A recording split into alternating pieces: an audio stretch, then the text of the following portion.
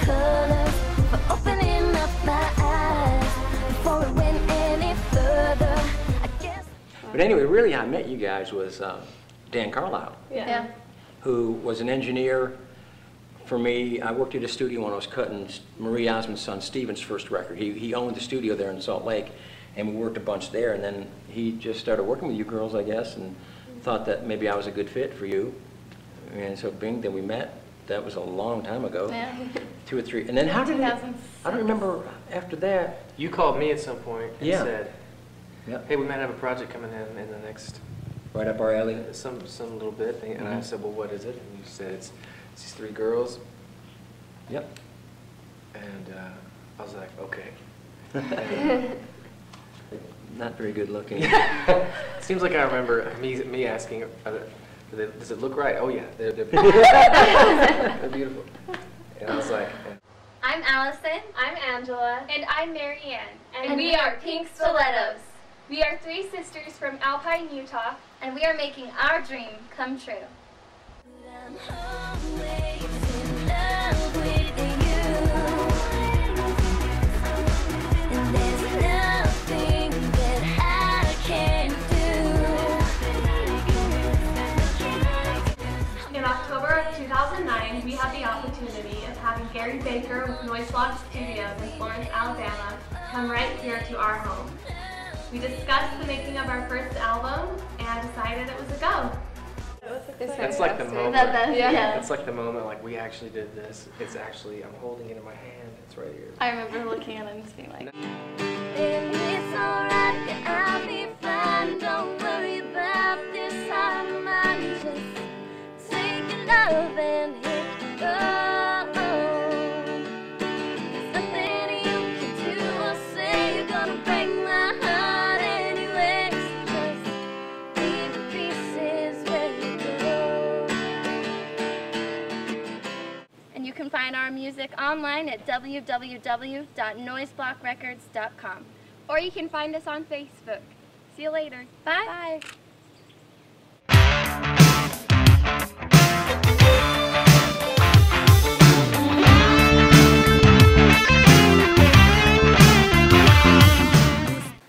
You know, for 40-something years, I've lived in Nashville, Tennessee, did a lot of recording, worked with some great people, Johnny Cash, Kenny Rogers, John Denver, etc., etc. And I had come to Muscle Shoals several times during that time, worked with Rick Hall at his studio and a couple of the other studios here, but I had really forgotten how relaxed and how laid back and conducive to creativity this area really was. A friend of mine called me, Bud McGuire, and he told me that he had bought Wishbone Studios, and he invited me to come over. So a couple of weeks later I came up here to visit for a few days, and I was here a month. And during that time that I was in Nashville, I worked with one of my favorite artists in the world, B.J. Thomas. In fact, I was one of the co-writers of one of his biggest records, Hey, Won't You Play Another Somebody Done Somebody Wrong song. So a few weeks ago, B.J. and I were talking, and we decided it was time for us to go back in the studio. But instead of going in the studio in Nashville, we came in the studio here at Wishbone in Muscle Shoals. And I want to tell you something. The magic is so obvious in the cuts that we've gotten. He was so inspired. He is singing better than I've ever heard him. And he told me a few nights ago, he said, Larry, this is my new home. Anytime I want to do any recording, this is where I want to do it. So I got a feeling not very long from now you're going to be hearing some new music by my pal, B.J. Thomas. And yeah, I've virtually recorded everywhere, L.A. and Memphis and Chicago and New York and all the places, but I never had recorded in Muscle Shoals. And this has just been really, you probably expect me to say this, but this has been the best experience of my career. It's almost such a kindred relationship with Mike McGuire and Bud and Larry Butler producing at his best. And it's just been a real pleasure and just some of the most fun I've ever had. Everything I've heard about Muscle Shoals, this has been and then some. It's just been you know, much more than I ever expected it to be. It just had the greatest time. Everybody, you know, from the people at the Holiday Inn to the places where we had breakfast, and just every place has just been great to us, and I can't wait to come back. We're planning on doing a series of records, you know, including Christmas and classics and all kinds of things. So I'll be spending a lot of time here in Muscle Shoals.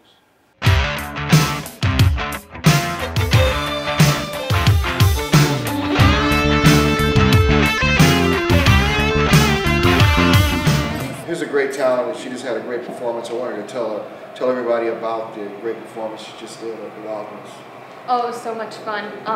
During the first half of the first song, I was trying so hard not to cry because I was looking out and everybody was line dancing, and it was just amazing. And then the lights. I just had a great time at the Wild Horse. It was awesome. You should have saw how the kids came up there and just started dancing and started listening to songs. In fact, songs they never heard before. I think it's really unique to have an original song and have everybody dance to it. So that shows the great writing tool that you have as a great writer. So everybody saw that, everybody witnessed that. Thank you. You know, tell everybody about the record too, that your album coming out and everything. Yes, actually I have an album coming out, debut concert in Atlanta, Georgia, or it's just outside Atlanta, Mableton, Georgia. And it's at the Mabel House Amphitheater, and you should come. It's going to be awesome. So I'm really excited about that performance. It's great. It was great really working on a project because she's like a breath of fresh air in the industry. And I have roots in Muscle Shoals, Alabama, where I worked with Roger Hawkins, Jimmy Johnson, Rick Hall, and all those guys, Walt Aldridge, Gary Baker. And having roots down there so close to Nashville really helped me out to learn how to do country and to write. And we got together, just took it to another level. And there was a kid on set that told me to write a song called Handcuffed to Your Heart. So I wrote it. Look at this. This is a branding tool right there. and why is that? It's cool, it's in a positive way. Usually when you think of a handcuff, people think of as they say in the ghetto, police. I'm sorry, the police. The popo. Popo, 5-0. Being handcuffed to another person, like you want to be around them all the time. Nice. So that's where I'd see it as a positive.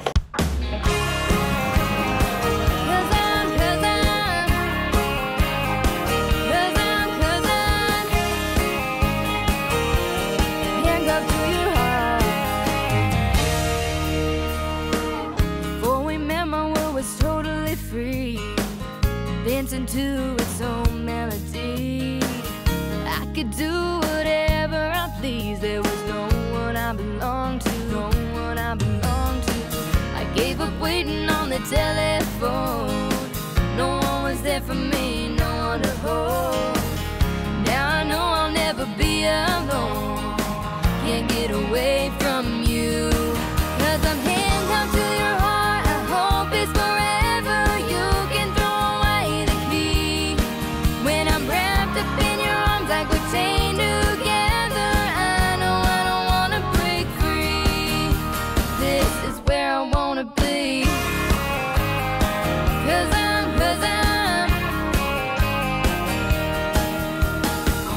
got no reason to escape my fate.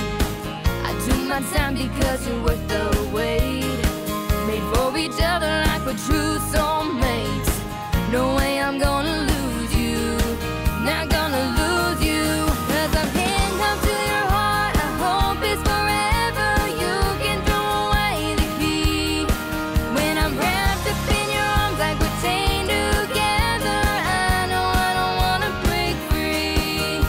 This is where I wanna be. 'Cause Thank you guys. It's cool. I met Drew at a pop camp, and he believed in me. I was the country girl at a pop camp. So It was a great experience. You know, here's a great country girl in LA. You know, we're in the studio in Los Angeles, where I'm now. I do miss Muscle Shoals.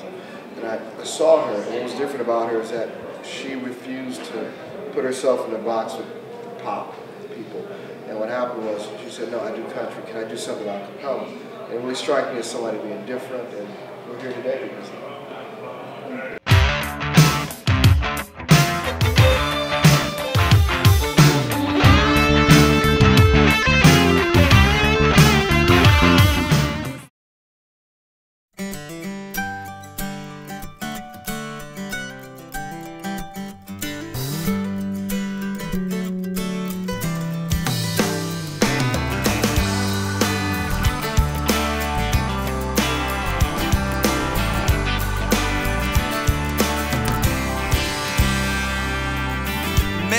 girl down in Dixie Springs with long blonde hair and cut off jeans.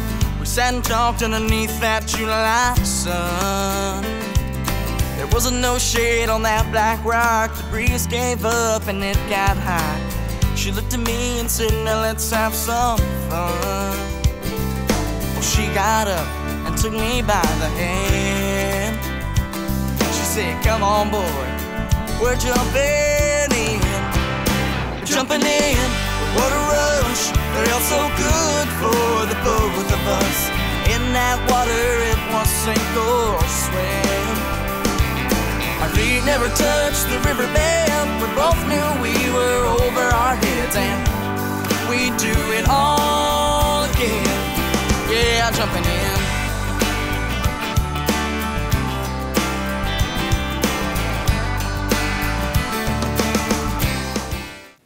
Hi, this is Chris Moore, and I'm talking to Taylor Lynch today about his acting career and his musical career. And I have to say, as a songwriter, I was fortunate enough to have a song on Kenny Chesney's second album right before he hit big, and it was a real thrill to see his career take off. And Taylor cut a song that I wrote with a couple of guys down in Muscle Shoals, Randy Bruce and Matt Thompson. And I see good things ahead for you, Taylor, as a recording artist. You did a great job on a song we wrote called Jumping In. Thank you. And it's really good, and he's got a lot of good recording projects coming out, and he's playing live, and a lot of good things going on. But let's go back before we get into all that and talk about your roots, man. You're from Louisville, Kentucky, right? Yeah. Oh yeah. And big Louisville Cardinal fan. Die-hard Card. I'm sure you are. So tell me about your early influences with music and what you liked and all as a little kid. What did you like? When I was little and driving around town with my dad, he had country on all the time. So from a young age, I heard country music a lot. My dad got a job where he traveled out of town more, so I was with my mom more, going places and doing things, and she liked to listen to 80s rock and Bon Jovi and all the hair bands and all the popular stuff that was on the radio. So I started listening to that more, and listened to that as I was growing up and getting into my teens. Got a little bit of everything. Yeah, and then I came back to country again. Oh, cool, cool. Well, it takes all the influences to make you what you are, because country's not just, you know, 3 chords and slow, mournful songs. It's got some rock in it these days, so that's awesome. Jumping In has got a real groove to it, so it takes a little bit of everything. I saw on your influences, everybody from George Jones to Jason Aldean, so you run the gamut on people that you like, right? Oh yeah, I'll sit and just listen to the radio and listen to new stuff, and anytime a radio station will have like their up-and-coming artist songs on, I'll listen to those and see what's going on and what's out now. Cool. So your dad being a big Kiss fan, that didn't work you too bad? No, I managed to come out okay. Walking downstairs though and seeing the Kiss dolls sitting on the bookshelf. Action figures, though, right? Yeah, is that what he action said? figures. Sorry, my fault. Action figures. I bet he brings me out. Said that right. Yeah, that's funny. But hey, that's good that you had all those influences.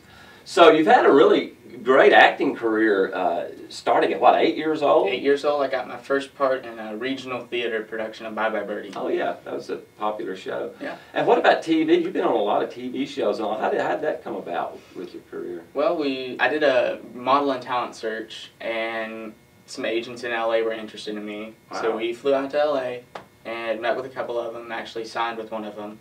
And then I started going back and forth from home to LA. Right. And got a little bit of work, caught a couple breaks. Did Everybody Hates Chris. Oh, yeah. Desperate Housewives, ER, Grey's Anatomy.